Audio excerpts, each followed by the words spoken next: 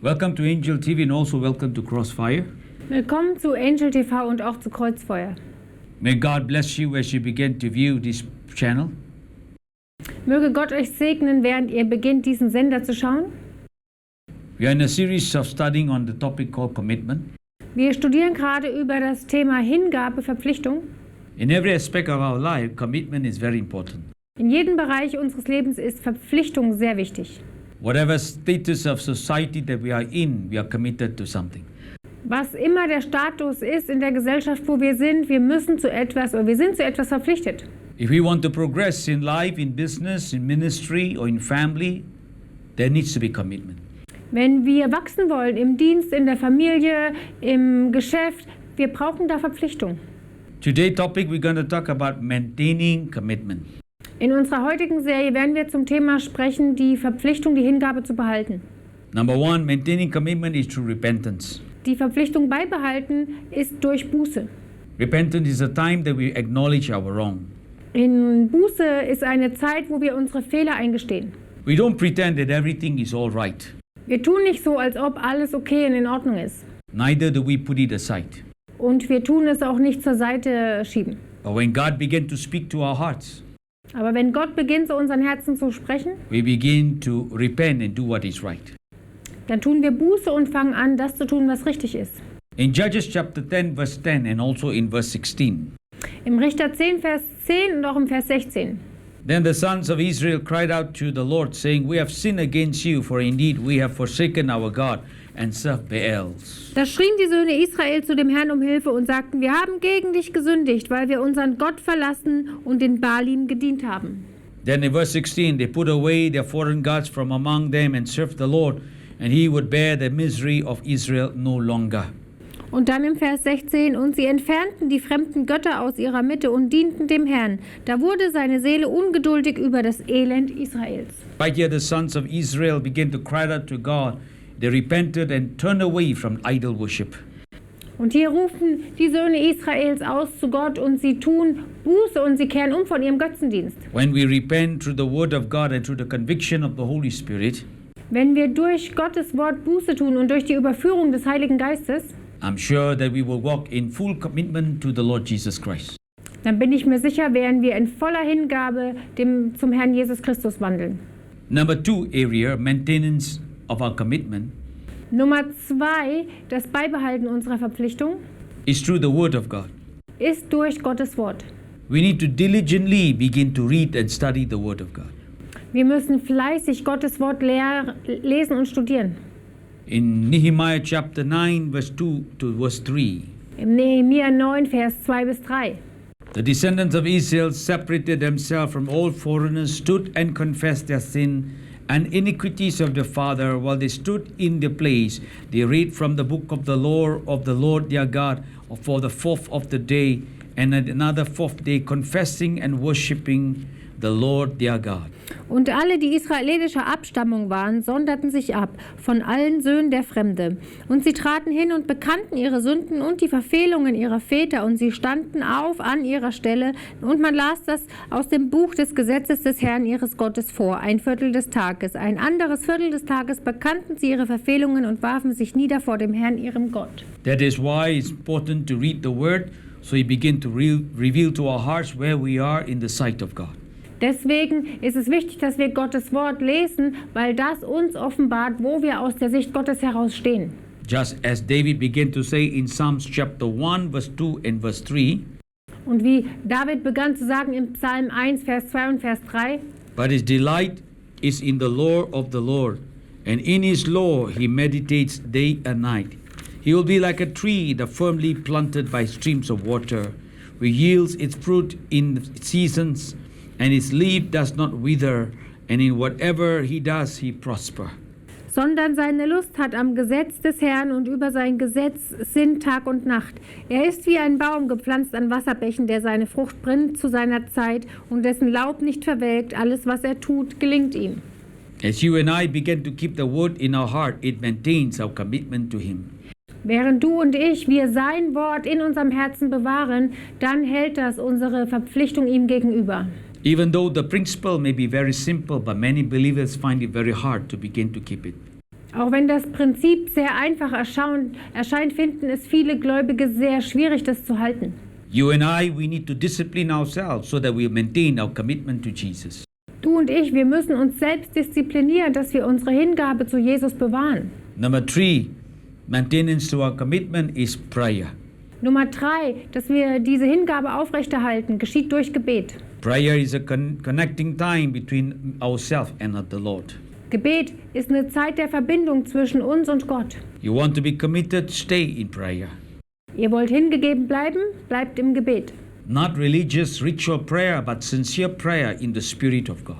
Nicht rituelles, religiöses Gebet, sondern hingegebenes Gebet im Heiligen Geist.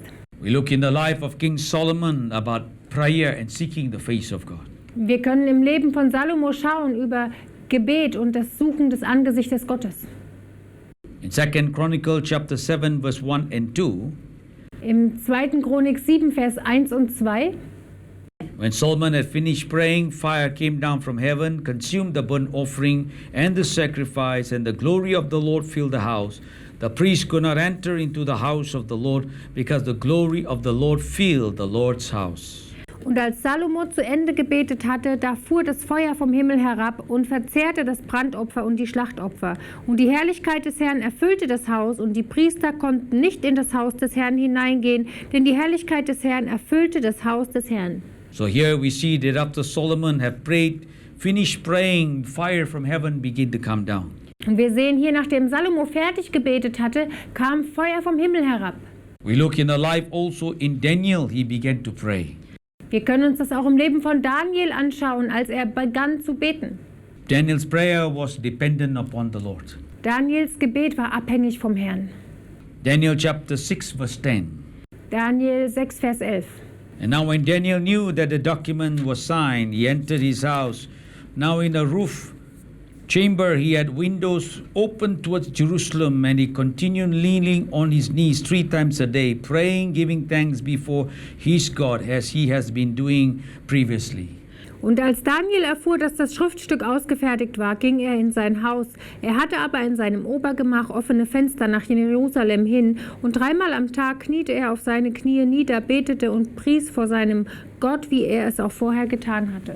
Here the decree was given that nobody should worship and pray, but yet Daniel stood firm, maintained his commitment by his prayer life. Und hier war das Gebot gegeben, niemand sollte beten oder anbeten, und Daniel hat seine Hingabe aufrechterhalten durch sein Gebetsleben. Even we see here as Daniel was committed in prayer, let us commit our hearts in prayer also. Und wie wir hier sehen, wie Daniel hingegeben war im Gebet, lasst unsere Herzen auch so hingegeben sein im Gebet. Number 4, maintaining our commitment Nummer 4, unsere Verpflichtung zu halten, is to praise and worship. durch Lobpreis und Anbetung. We see in the life of Abraham, Isaac and Jacob, they understood the power of worship and praise. Und wir sehen im Leben von Abraham, Isaak und Jakob, wie sie die Kraft des Lobpreises und der Anbetung verstanden. The Bible says in Genesis, the 26th chapter, verse 25, Und wir sehen im 1. Mose 26, Vers 25, so he built an altar there and called upon the name of the Lord, and pitched his tent there, and Isaac's servant dug a well. und er baute dort einen Altar und rief den Namen des Herrn an und schlug dort ein Zelt auf. Und die Knechte Isaaks gruben dort einen Brunnen. We also look at the life of Joshua. Wir schauen auch im Leben von Josua, In Joshua chapter 8, verse 30. in Josua 8, Vers 30. And Joshua built an altar to the Lord, the God of Israel, in Mount Ebal. Damals baute Josua dem Herrn, dem Gott Israels, einen Altar auf dem Berg Ebal. Here we see Joshua maintain his commitment by worshiping, that is true, building an altar to the Lord. Und hier sehen wir die Hingabe Josuas zum Lobpreis, indem er Gott einen Altar baut. In 1 Chronicles chapter 29, verse 10, Und in der 1. Chronik 29, 10, so David blessed the Lord in the sight of all the assembly, and David said, Blessed are you, O Lord God of Israel, our Father, forever and ever. und David pries den Herrn vor den Augen der ganzen Versammlung, und David sprach, gepriesen seist du, Herr Gott unseres Vaters Israel, von Ewigkeit zu Ewigkeit.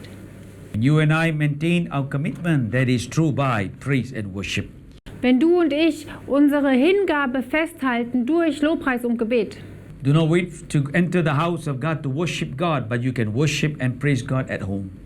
Du musst nicht ins Haus Gottes kommen, um Gott anzubeten und zu preisen. Du kannst ihn auch zu Hause anbeten und preisen. Number 5. Nummer 5.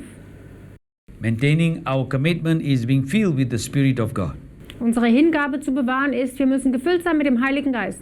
We see the life of Moses, the life of Joshua, the life of the patriarchs are all filled with the Spirit of God. Wir sehen es im Leben von Mose, im Leben von Josua. All die Patriarchen in der Geschichte, ihr Leben waren erfüllt mit dem Heiligen Geist. Every day we ask the Lord, Lord, fill us with your Spirit, fill us with your presence. Jeden Tag beten wir zum Herrn, Herr, füll uns mit deiner Gegenwart, füll uns mit deinem Geist. In Deuteronomy chapter 34, verse 9, Im 5. Mose 34,9. and Joshua the son of Nun was filled with the spirit of wisdom, for Moses had laid his hand on him, and the sons of Israel listened to him and did as the Lord had commanded Moses. Josua aber, der Sohn des Nun, war erfüllt mit dem Geist der Weisheit, denn Mose hatte seine Hände auf ihn gelegt und die Söhne Israels gehorchten ihm und taten, wie der Herr dem Mose geboten hatte. We also see Paul begin to write the Ephesian church in Ephesians chapter 5, verse 18 and 19. Und wir sehen auch, wie Paulus der Gemeinde in Ephesus schreibt, im Epheser 5, Vers 18 und 19. And do not get drunk with wine, for that is dispensation, for it filled with the Spirit, speaking to one another in psalms, hymns, spiritual song, singing and making melody with your heart to God. Und berauscht euch nicht mit Wein, worin Ausschweifung ist, sondern werdet voller Geist, indem ihr zueinander in Psalmen und Lobliedern und geistlichen Liedern redet und dem Herrn mit eurem Herzen singt und spielt. So every day we can ask the Lord, Lord, fill us with your Spirit, fill us with your Spirit. Jeden Tag können wir zum Herrn sagen, Herr, füll uns mit deinem Geist, füll uns mit deinem Geist. Number 6, Nummer 6. maintenance our commitment is to have fellowship with among believers. Unsere Hingabe aufrechtzuerhalten ist durch die Gemeinschaft mit Gläubigen.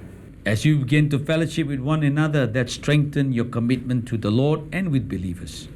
Wenn ihr euch miteinander trefft, dann wird das eure Hingabe zum Herrn stärken und zueinander. In Hebrews chapter 10, verse 25. Im Hebräer 10, 25.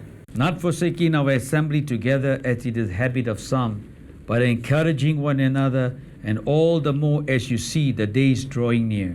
Indem wir unser Zusammenkommen nicht versäumen, wie es bei einigen Sitte ist, sondern einander ermuntern und das umso mehr, je mehr ihr den Tag herannahen seht.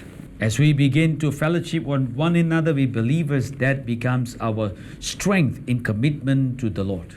Wenn wir mit anderen Gläubigen Gemeinschaft haben, dann wird das unsere Stärke, unsere Kraft in der Hingabe an Gott.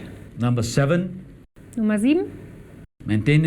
maintaining our commitment is we should not be unequally yoked with unbelievers. Unsere Hingabe aufrechtzuerhalten bedeutet, wir sollten nicht unter einem ungleichen Joch mit Ungläubigen laufen. Yes, we may have many unbelievers, friends, Ja, vielleicht haben wir viele Freunde, die ungläubig sind, but we don't follow their value and their principle. aber wir folgen nicht ihren Werten und Prinzipien. We begin to influence them, not they begin to influence us. Wir beginnen sie zu beeinflussen, nicht, dass sie uns beeinflussen. The danger today that we are more Christian are influenced by the world rather than the Christian to learn to influence the world around them.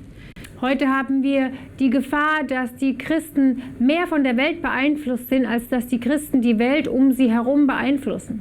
We see in Nehemiah chapter 10 verse 28. Wir sehen im Nehemia 10, 28.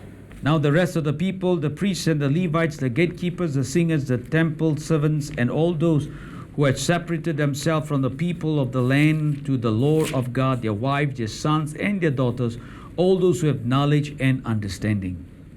Und das übrige Volk, die Priester, die Leviten, die Torhüter, die Sänger, die Tempeldiener und alle, die sich aus den Völkern der Länder zum Gesetz Gottes hin abgesondert haben, sowie ihre Frauen, ihre Söhne und ihre Töchter, alle, die Erkenntnis und Einsicht haben, schließen sich ihren Brüdern, den Mächtigen unter ihnen an.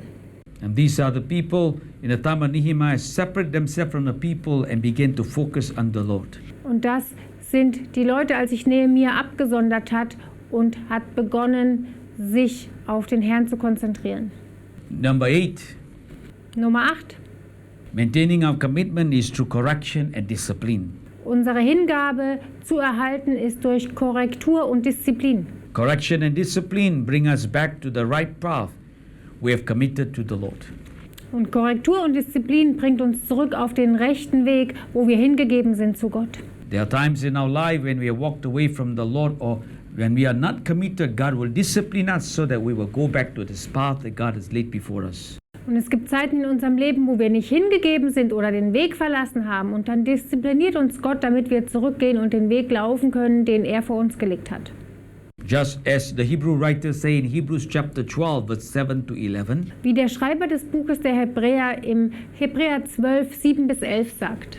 it is for discipline that you endure. God deals with you as with sons. For what son is there whom his father does not discipline? But if you are without discipline or with which you have become partakers, then you are illegitimate children and not sons. Furthermore, we had earthly fathers to discipline us, and we respect them. Shall we not much more rather be subject to the Father of spirit and life? For they discipline us for a short time, as seems best to them.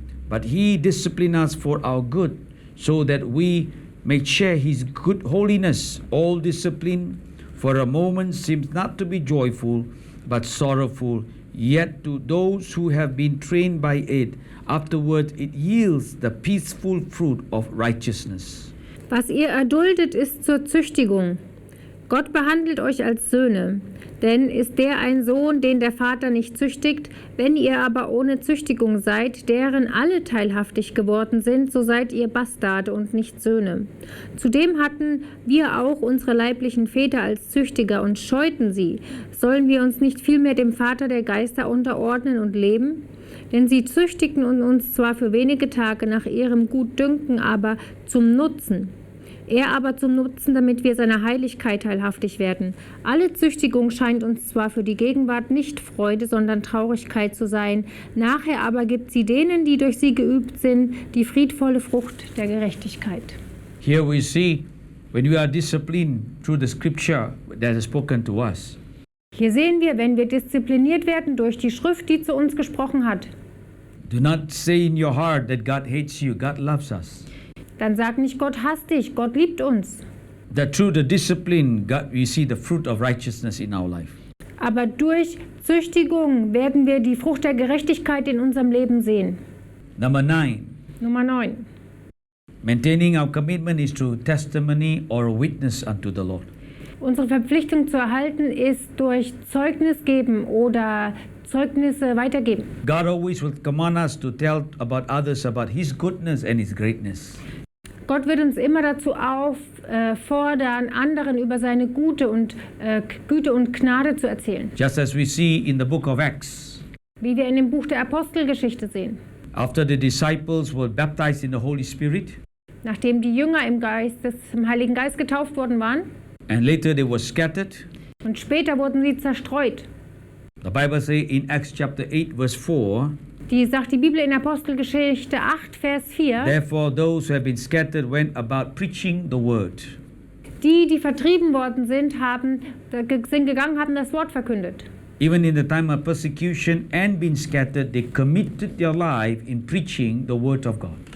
In der Zeit der Verfolgung und Zerstreuung haben sie sich hingegeben, Gottes Wort zu predigen. Do pray and ask God to open an opportunity for you to share the word of God. Bete und bitte Gott, dass er dir eine Möglichkeit eröffnet, sein Wort zu predigen. Number 10, Nummer 10. maintaining our commitment Unsere Verpflichtung zu bewahren is through our giving to God. ist durch unser Geben an Gott. When we are committed to God, we want to give our very best to Him. Wenn wir Gott hingegeben sind, wollen wir ihm unser Bestes geben. In Malachi chapter 3 verse 10, In Malachi 3, Vers 10. bring the whole tithes into the storehouse, so that there may be food in my house. And test me now in this, says the Lord of hosts, if I will not open for you the windows of heaven and pour out for you a blessing until it overflows. Bringt den ganzen Zehnten in das Vorratshaus, damit Nahrung in meinem Haus ist. Und prüft mich doch darin, spricht der Herr der Herrscharen, ob ich euch nicht die Fenster des Himmels öffne und euch Segen ausgießen werde bis zum Übermaß. Here speaks about a commitment person will always want to be a man or woman that learns to give to the Lord. Und hier sehen wir, eine hingegebene Person will immer eine Mann oder eine Frau Gottes sein, die immer bereit ist zu geben und Gott zu geben. Number 11, Nummer 11. maintaining our commitment to God is through serving the Lord. Die Verpflichtung in unserem Leben Gott gegenüber zu bewahren ist, indem wir Gott dienen. We see in the life of Noah that he began to serve the Lord by building an ark. Wir haben im Leben von Noah gesehen, dass er begann, Gott zu dienen und ihm eine Arche baute. In Genesis, the 6th chapter, verse 22, Im 1. Mose 6. Kapitel, Vers 22. that Noah did according to all that God had commanded him, so he did. Und Noah tat es nach allem, was Gott ihm geboten hatte. So tat er. In all this, we can see that Noah was very faithful and he was committed to the end. Und hierin sehen wir, dass Noah sehr hingegeben war und bis zum Ende alles befolgt hatte. Let us pray that God will give us strength to maintain our commitment to him. Lasst uns beten, dass Gott uns Kraft schenkt, damit wir unsere Verpflichtung und Hingabe ihm gegenüber bewahren können. If you lack any of them, do not be discouraged, but rise up and ask the Lord to help you. Und wenn du irgendwo da einen Mangel hast, sei nicht entmutigt, steh auf und bitte Gott, dir zu helfen. Let us pray. Lasst uns beten. Father, we come to you in the name of Jesus Christ, Vater, wir kommen zu dir im Namen Jesus Christus, that you give us the strength and give us the grace dass du uns die Kraft gibst und die Gnade gibst, to live a life that is committed to you. ein Leben zu leben, das dir hingegeben ist. If there be any shortfall in our lives, O God, may your Holy Spirit, O God, strengthen us. Wenn es irgendwelchen Mangel in unserem Leben da gibt, Heiliger Geist, komm und stärke uns. As I pray for every hearers who hear this program, Und während ich für jeden bete, der dieses Programm hört, that their life will be strengthened and the glory of Jesus will shine through them. dass ihre Leben gestärkt werden und die Herrlichkeit Jesu durch sie leuchten wird. As I commit them before you. Ich gebe sie dir hin. And in Jesus' name we pray. Und im Namen Jesus beten wir. Amen. Amen. I pray that you are blessed to the series of teaching on commitment. Und ich bete, dass ihr gesegnet seid durch diese Serie über die Lehre der Hingabe. If you have lacked any areas of commitment, do not feel discouraged, but rise up and begin to walk with the God. Und wenn ihr in irgendeinem Gebiet in der Hingabe hier einen Mangel habt, seid nicht entmutigt, steht auf und geht mit Gott. In your walk with Jesus Christ, I believe and I'm sure you have many things to share. Und in deinem Leben und deinem Weg mit Jesus Christus bin ich mir sicher, dass ihr viele Sachen mitzuteilen habt. Do write to us, for we are eager to hear your testimony. Schreibt uns, wir sind erfreut daran, eure Zeugnisse zu hören. God bless you. Gott segne euch.